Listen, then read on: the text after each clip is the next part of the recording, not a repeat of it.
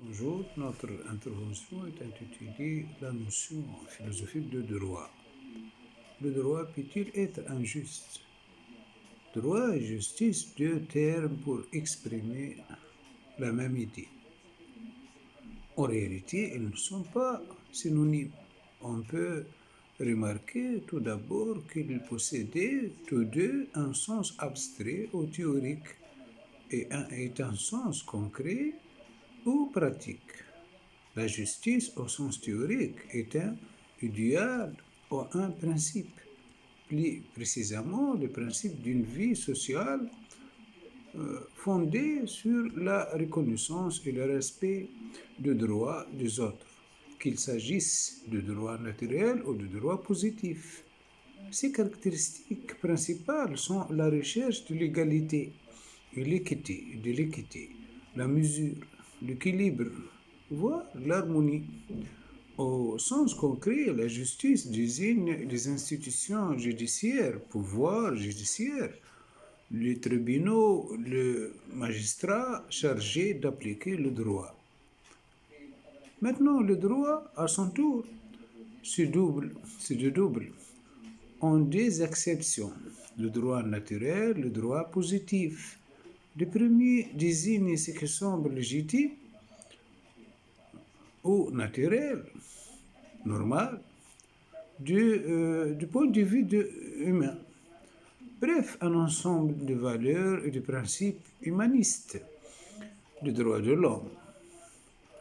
Mais nous verrons que cette notion de droit naturel est très ambiguë, à utiliser avec précaution. Le second désigne ce qui est légal, pas légitime. Soit l'ensemble de lois écrites effectivement en vigueur d'un État donné. En ce sens, le droit constitue encore une des prérogatives essentielles de l'État, le pouvoir législatif, et fait l'objet par ailleurs de la science juridique. Maintenant, un constat, la diversité de lois. Un constat, immédiatement, les lois sont multiples et divers à travers le monde et à travers l'histoire. Parfois complètement contradictoires. Comment savoir celles qui sont injustes ou justes? Suffit-il de considérer qu'elles sont justes pour les populations auxquelles elles s'appliquent à partir du moment où celles-ci les ont choisies, plus ou moins. Mais alors, il se pourrait bien qu'aucune ne soit vraie, puisque le vrai doit être universel, qu'aucune ne soit juste et que partout règne une suprême injustice. Montaigne, philosophe Montaigne,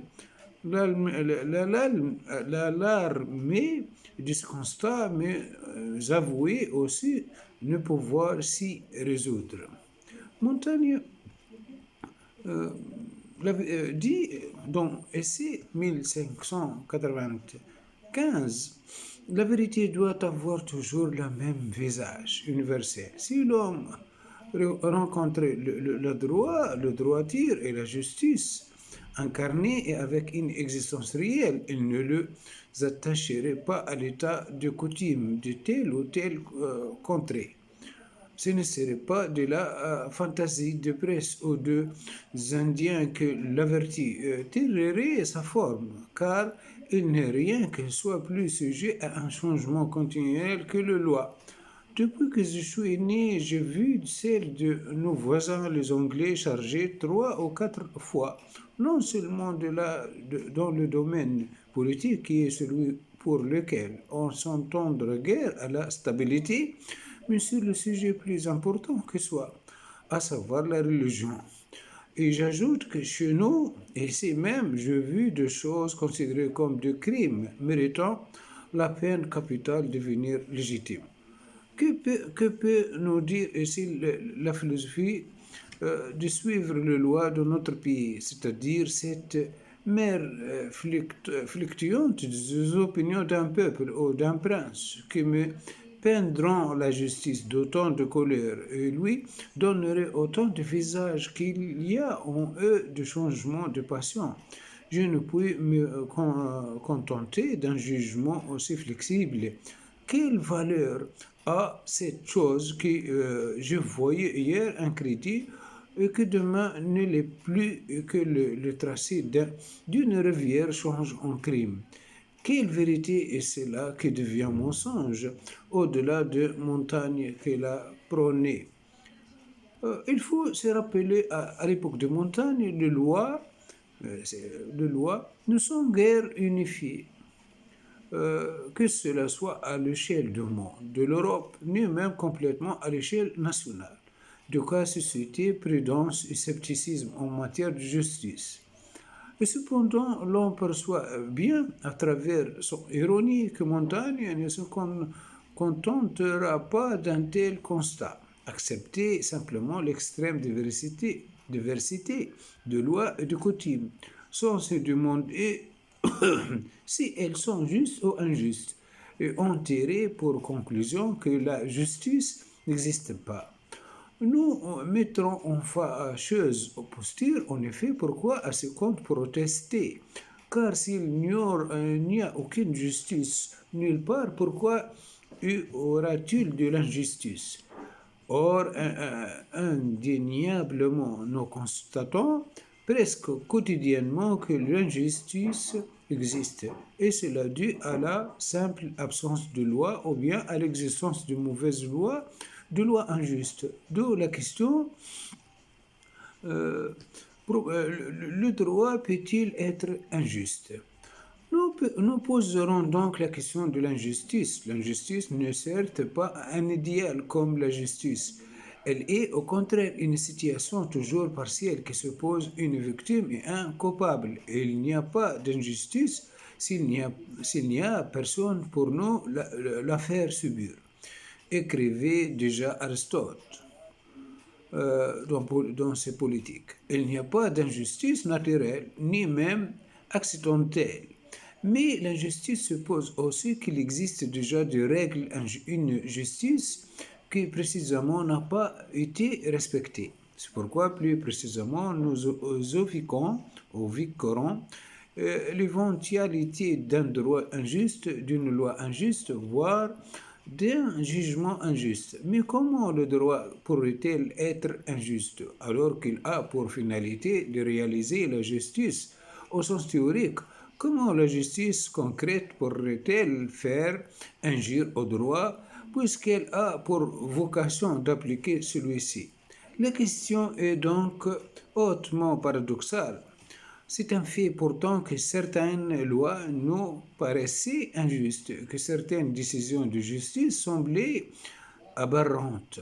Les erreurs judiciaires existaient, nous devrons préciser autant que possible le critère permettant de déterminer et peut-être de prévenir de pareilles juste, mais pour s'en tenir au droit, c'est-à-dire aux lois, faut-il admettre comme juste toute loi en vigueur à partir du moment où elle est émane d'une autorité légitime, gouvernement, parlement, représentant du peuple, ou bien le fait d'être en désaccord intellectuellement avec une loi nous autorise-t-il à la considérer comme injuste? À partir de là, une nouvelle question se pose encore plus délicate. Avons-nous le droit finalement de ne pas respecter une loi, de désobéir à un commandement provenant d'une autorité légitime qui nous paraissait injuste? Avons-nous le droit de nous révolter contre l'injuste? Rien de moins sûr. L'idée de la justice est-elle fondée? Il nous faut commencer par aborder de front la question de la justice théorique. L'idée de justice est-il possible de déterminer une telle idée et selon quels critères? Car s'il avère impossible de concevoir théoriquement quelques principes premiers de définissant la justice de façon universelle, si toute injustice ou même si tout idéal de justice reste relative, Alors, on peut imaginer que la loi, même toujours particulière, sera souvent constatée et considérée comme injuste. Nous examinerons deux manières de concevoir l'idée de justice. Soit en lui, cherchant une source extérieure, naturelle. Nous parlerons à ce sujet de mythes, soit en la fondant exclusivement sur la raison de quelques principes fondamentaux. Ce que se pose Aristote que nous suivrons. Deuxièmement, l'importance du droit naturel et surtout du droit de l'homme. Mais la justice ne peut pas être une simple théorie. Elle doit s'appliquer aux hommes. Par conséquent, c'est aussi en fonction de l'homme, de sa valeur propre, que nous devenons concevoir de lois. Les lois, nous parlerons successivement de droit naturel en rapport avec la nature propre de l'homme et plus clairement du droit de l'homme, dans la célèbre déclaration elle n'est pas naturelle, soit des principes philosophiquement censés inspirer les lois et surtout les constitutions des États. Qui caractérise et légitime les lois? Armée des premiers principes théoriques, la théorie de la justice selon Aristote, auquel nous aurons ajouté les principes du droit de l'homme, fruit de la réflexion de philosophes au cours de siècles. Il nous faudra examiner ce que constitue la légitimité et la fiabilité du droit positif, c'est-à-dire les lois telles qu'elles existaient, afin d'éviter toute injustice. Nous verrons si la force qui fonde l'établissement de lois ou bien si c'est le dialogue et la démocratie, idée de contrat mise en avant. Qu'est-ce que l'injustice, le degré de l'injustice? Enfin, nous tenterons de définir précisément l'injustice. Nous verrons alors de là que le non-respect du droit naturel et du droit de l'homme engendre l'injustice. Mais nous verrons aussi que la violation de la loi par ceux-là, même quand pour mission de la faire respecter, constitue une forme d'injustice aggravée. Ce que tend bien à prouver que la loi ou les décisions des gens de pouvoir peuvent être injustes, même si cela ne constitue une règle ou une généralité. Cela reste l'exception. Heureusement, il y a donc de degrés dans l'injustice. Maintenant, l'idée de justice est-elle fondée? Le mythe d'une justice éternelle est préétabli.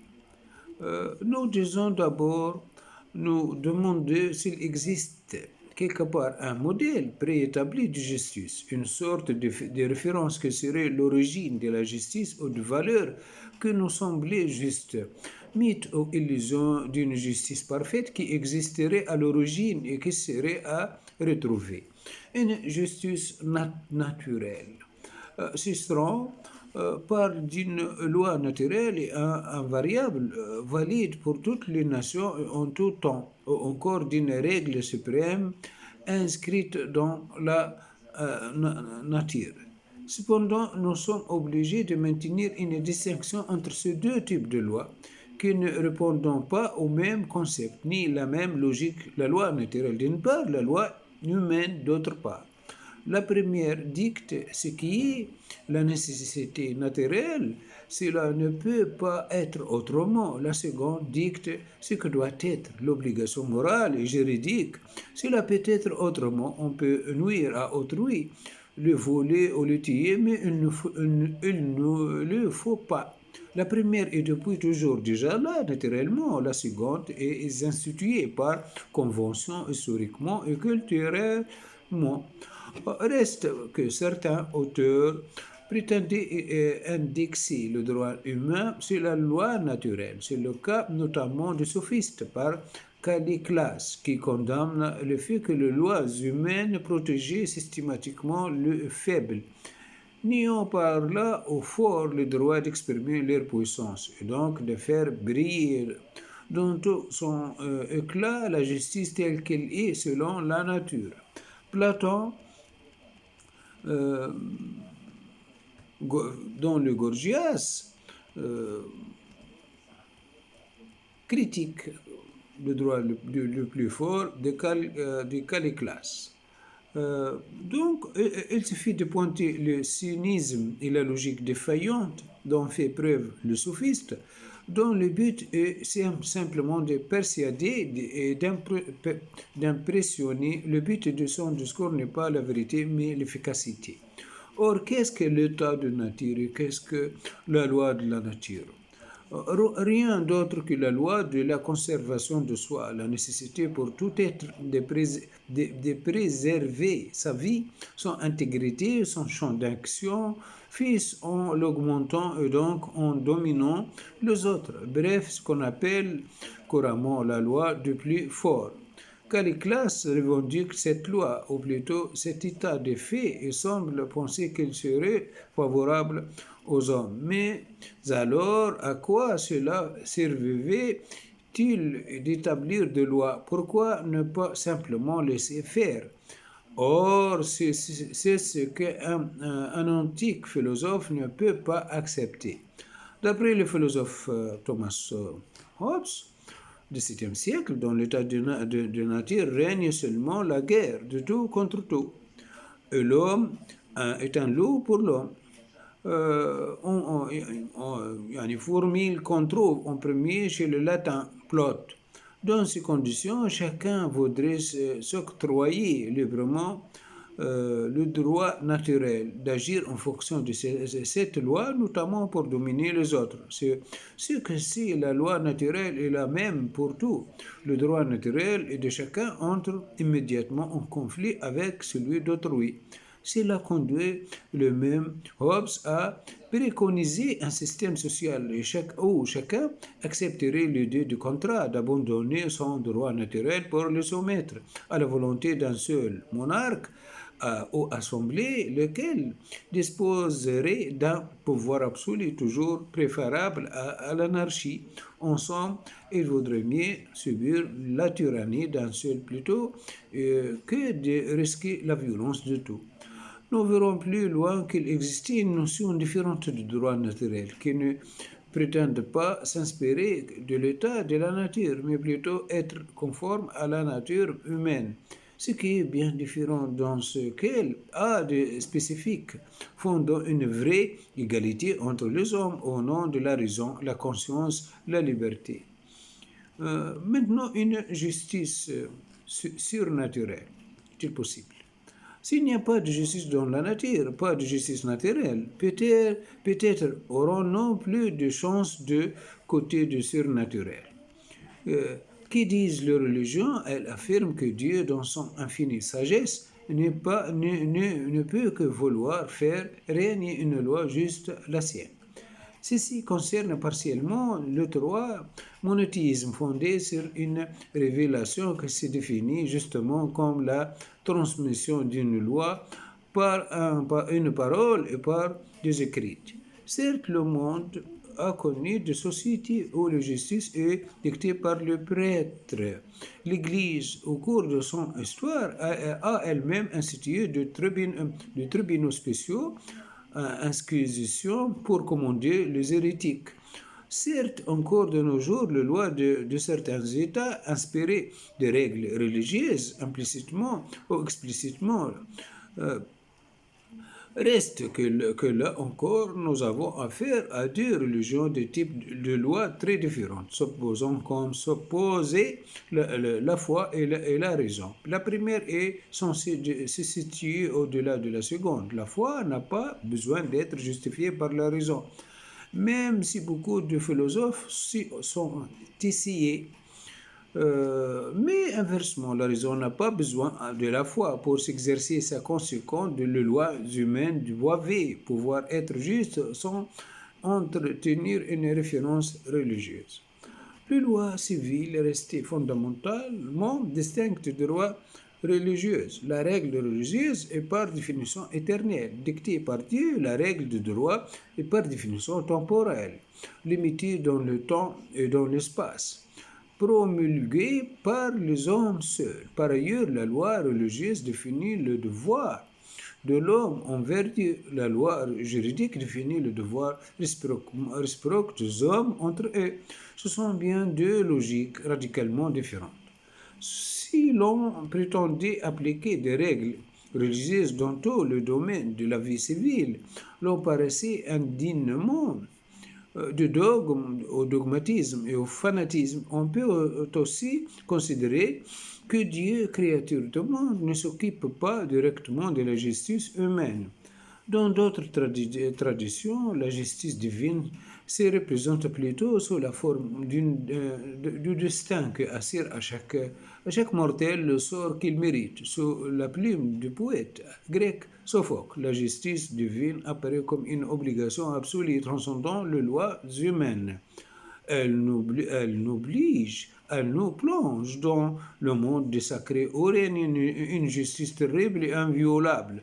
Son célèbre personnage, Antigone, n'hésite pas en effet à contrer le roi Créon, représentant le droit terrestre, qui refuse à offrir de celle-ci une digne sculpture. Antigone invoque le droit sacré d'enterrer le mort, loi qui n'est ni d'aujourd'hui d'hier, qui est éternelle et dont personne ne connaît l'origine, et désobéit, elle les pillera de sa vie. Mais le respect de sacré n'implique pas forcément la religion.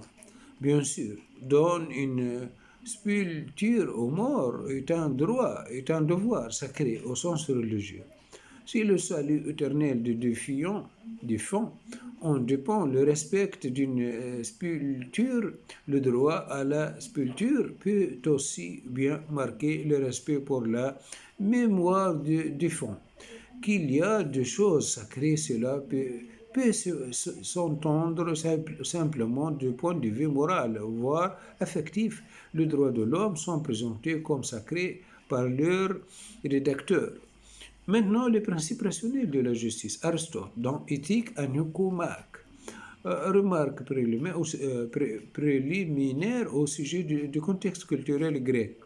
La justice comme ordre et harmonie. Il est tout à fait vrai de prétendre que les philosophes ont toujours proposé une conception rationnelle de la justice, opposée à toute mythe et à toute croyance. Mais il est tout aussi vrai que dans le contexte antique, tout raison et tout bien, en général, sont rapportés à une certaine harmonie ou à un certain ordre essentiel, de sorte qui est appelé juste. Une chose qui vit selon son être propre et qui se tient à sa place naturelle, ou dite injuste, une chose qui s'en écarte. Et même si techniquement, et comme nous allons le voir avec Aristote, les principes d'égalité restent une clé pour le concept de justice, la pensée antique met plutôt en avant l'idée de hiérarchie et donc une certaine inégalité entre les êtres au service de l'harmonie universelle. Cette harmonie est à comprendre comme étant à la fois naturelle et rationnelle. Ainsi, selon Platon, la justice est respectée dans une cité le sage lorsque le sage dirigeait, lorsque le courageux leur obéissait et lorsque le peuple travaille. De même, au plan individuel, le juste est celui dont chaque faculté de l'âme occupe sa fonction propre, c'est-à-dire celui dont la raison soumet le courage et les passions. On peut donc parler d'un ordre rationnel parce que dans chaque cas, l'ensemble doit être soumis à la raison. Mais l'on peut parler d'un ordre naturel parce que cet ordre dépasse la seule raison individuelle, va au-delà de la cause de la seule humanité. Dans les textes de Platon, dans notre texte, Platon s'efforce de définir la justice par la détermination essentielle du propre et de l'impropre, jusqu'à la composition d'une parfaite harmonie. Le texte dans La République, livre 4, Socrate, le personnage, qui représente Platon, l'opinion de Platon.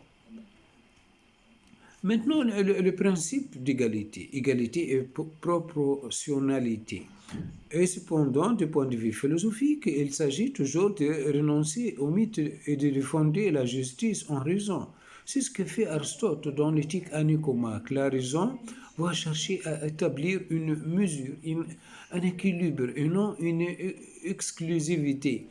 Un privilège fondé sur une croyance. L'idée de justice repose tout entière sur un rapport d'égalité entre deux termes.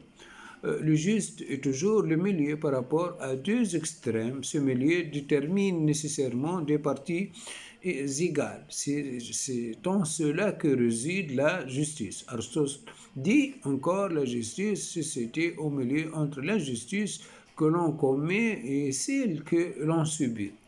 Il n'y a pas d'un côté le juste, de l'autre l'injuste, comme le dogmatisme d'une justice absolue le stipulerait. Mais aux deux côtés opposés est l'injuste, tandis que le juste est au milieu, la justice implique donc la justesse d'un certain rapport. Cependant, la seule de deux termes ne suffit pas pour faire concevoir la justice. Pour passer de la justice de la justesse mathématique à la justice, il faut concevoir le rapport des hommes avec les choses et après coup redéfinir le rapport des hommes entre eux. L'idée même de justice s'applique aux hommes par rapport à ce qu'ils produisaient, ou ce qu'ils possédaient, ce qu'ils partageaient, ou ce qu'ils échangeaient, bien au service. De sorte que la vraie justice s'établit non avec deux, mais avec à l'aide de quatre termes au minimum, des personnes et des quantités de choses. Il faut une égalité de rapport entre deux termes et non une égalité simple de termes. Il s'agit d'une proportion et que permet de dire, par exemple, A, B, C, D. Et non d'un simple rapport comme AB. La proportion est donc le vrai critère du juste.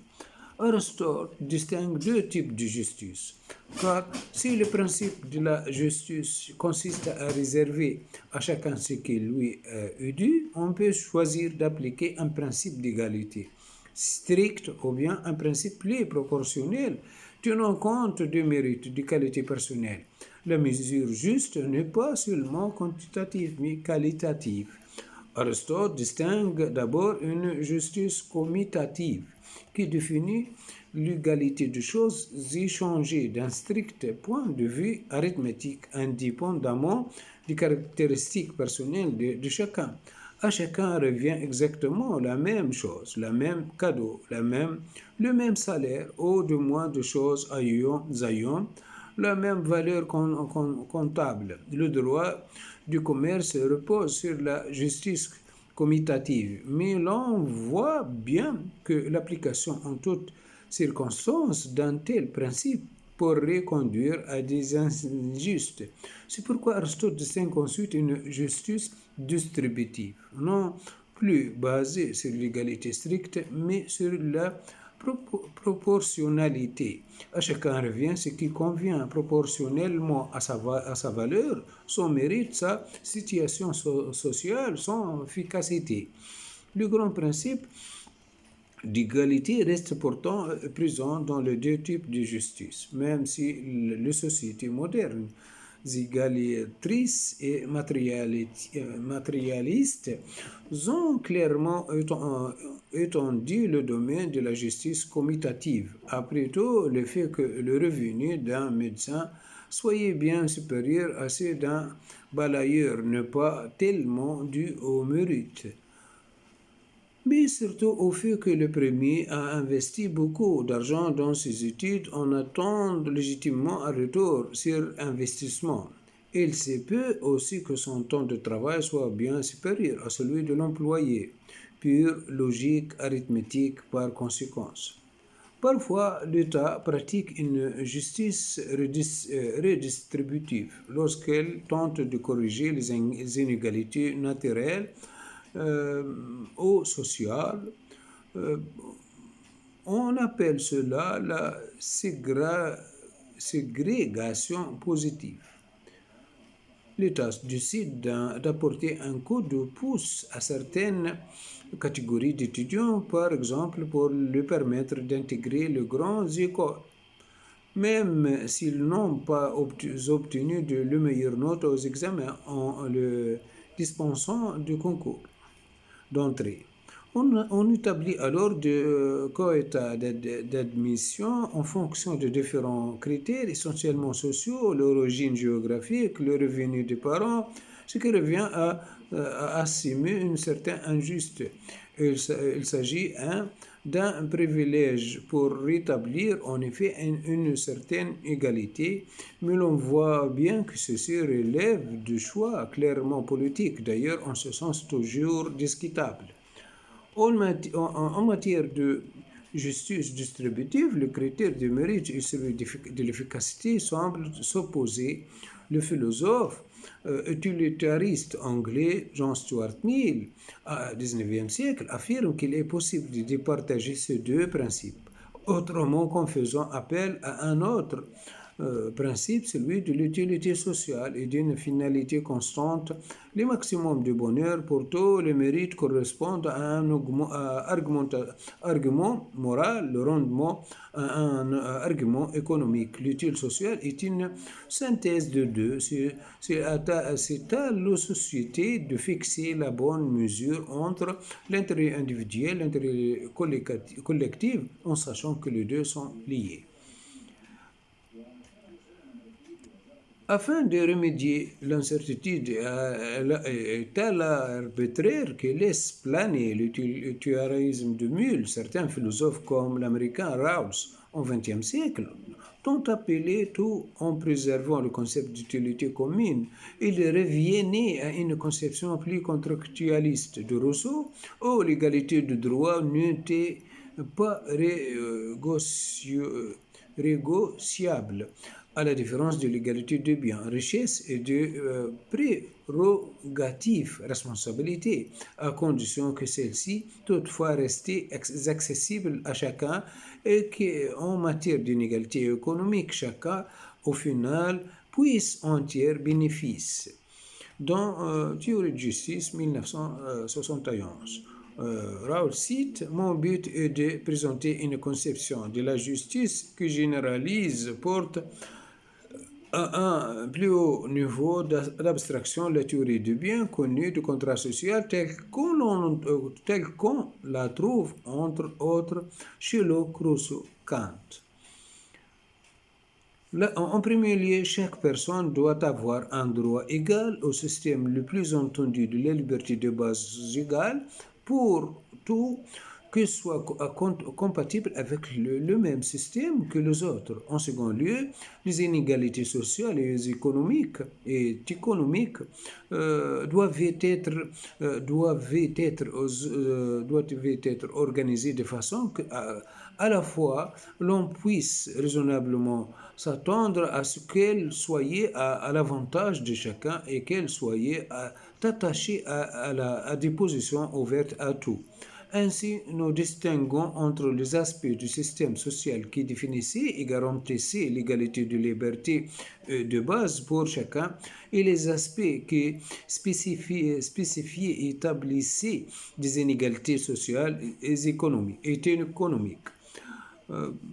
Or, il est essentiel d'observer que l'on peut établir une liste de ces libertés de base. Parmi elles, les plus importantes sont la liberté politique, droit de vote et d'occuper un poste public, la liberté d'expression, de réunion, la liberté de pensée et de conscience, la liberté de la personne, qui comporte la protection à l'égard de l'arrestation et de l'emprisonnement arbitraire tels qu'ils sont définis par le concept de l'autorité de loi. Ces libertés doivent être égales pour tous.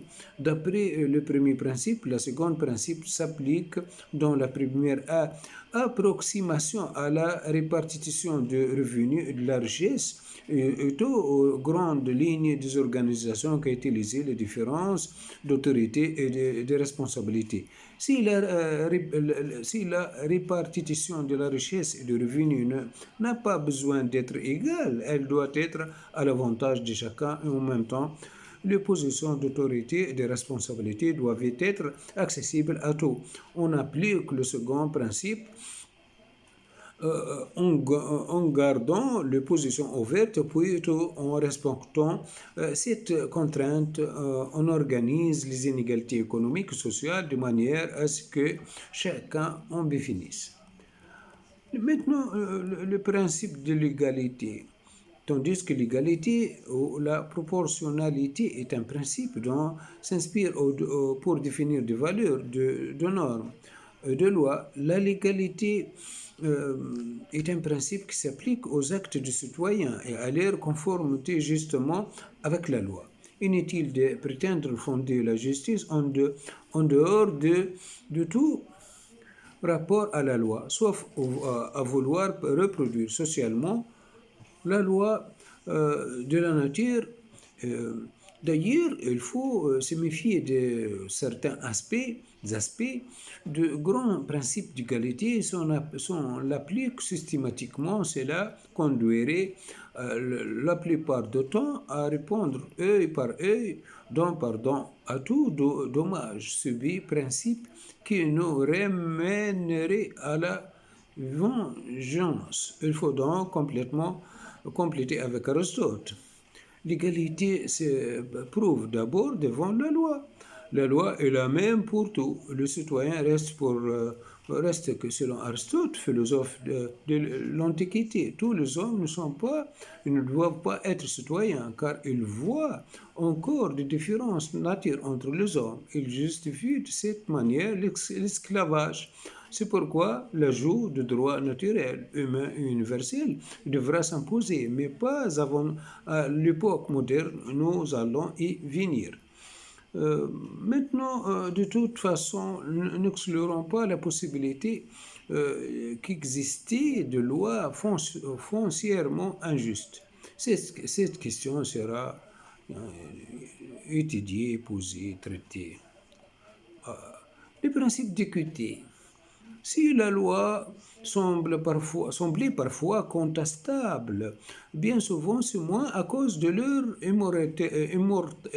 immoralité qu'en raison de leur nécessaire généralité qui peut le reste inapplicable dans certains cas particuliers. Les lois sont par nature générales, alors que les situations, les actes sont toujours particuliers. On ne peut donc pas appliquer automatiquement la loi. La solution se trouve alors, selon Aristote, dans un principe supplémentaire différent de la loi et la complétant qui est l'équité. La nature propre de l'équité consiste à corriger la loi dans la mesure où celle-ci se montre insuffisante en raison de son caractère général. Euh, Selon Aristote, l'argent de l'équité n'est autre que le juge, lequel adapte ou interprète plus ou moins intelligemment la loi au cas particulier. Un jugement équitable tient compte par conséquent à la fois de la loi et de la réalité des circonstances. Maintenant, la vertu. Finalement, en tant que vertu civique, la justice est alors, selon Aristote, une disposition à accomplir des actions qui produisaient et conservaient le bonheur et les éléments de celui-ci. Pour une communauté politique, cette vertu civique s'applique subjectivement aux citoyens. Vertu lorsqu'ils respectent la loi et objectivement à la loi même lorsqu'elle est bonne. Les théories de la justice les plus rationnelles de l'Antiquité, comme celle d'Aristote, n'ont resté pas moins inadmissibles telles qu'elles pour notre époque. Elles ne détiennent pas compte de valeurs humanistes qui fondaient notre droit, qui composaient ce que l'on appelle droit naturel, ou plus récemment le droit de l'homme. Par exemple, elles n'ont pas suffi à interdire l'esclavage durant l'Antiquité parce qu'on admettait de différences de valeurs et même de nature entre les êtres humains, hommes, femmes, adultes, enfants. La deuxième partie, c'est le droit naturel et le droit de l'homme. Le droit naturel est un concept ambigu, mais nécessaire. Ambigu, l'expression de droit naturel est aussi ambiguë que peut être celle de la nature. Celle-ci, en général, signifie soit la nature extérieure, physique ou biologique, les choses telles qu'elles soit la nature propre des choses, c'est-à-dire son principe, son essence, son caractère propre. Donc, parallèlement, il ne faut pas confondre le droit naturel au sens moderne, ensemble de principes et de valeurs conformes à la nature de l'homme.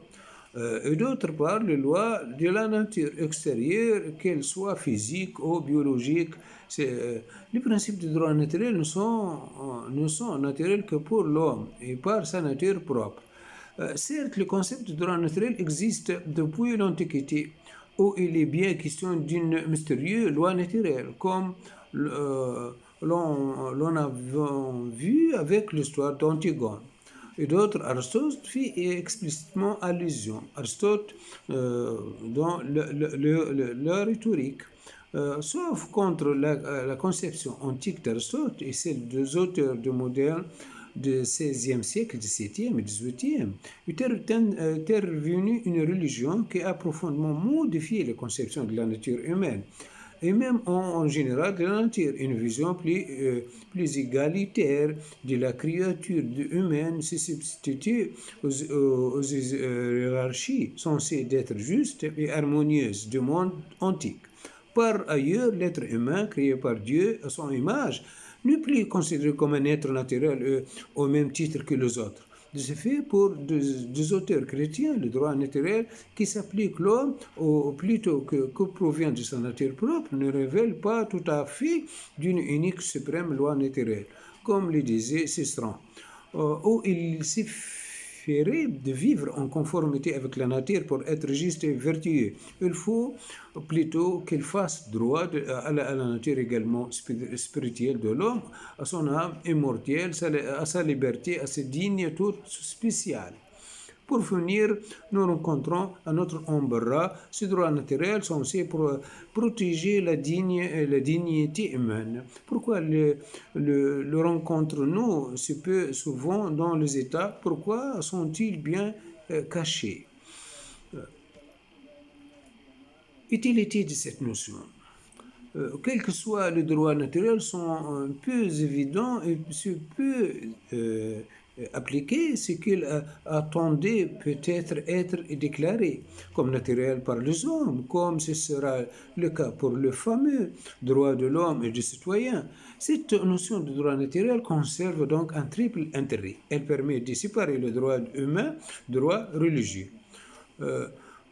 Notamment naturel, on le préserve, on le distingue du surnaturel. Deuxièmement, elle permet de séparer un ensemble de valeurs que l'on juge immuables et universelles de lois écrites positives, appartenant à un pays donné à une époque donnée, extrêmement divers et parfois contradictoires, voire injustes. Bref, le droit naturel est un idéal. Or, si les lois réelles et positives ne sont pas idéales, ce qu'ils conçoivent et visaient bien un idéal ou un mieux possible. Troisièmement, enfin, il faut toujours mieux se référer à des principes rationnels philosophiques universels plutôt que du coutume ou plus ou moins brutal et archaïque presque toujours et ni égalitaire.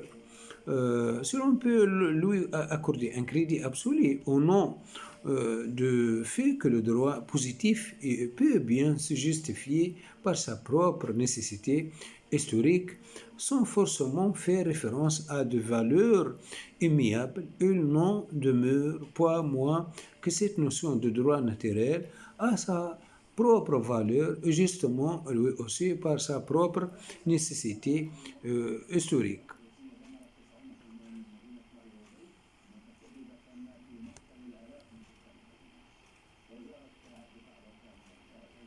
Voilà, c'est terminé notre intervention. Merci bien. Au revoir pour une autre intervention philosophique concernant le droit des hommes. Merci.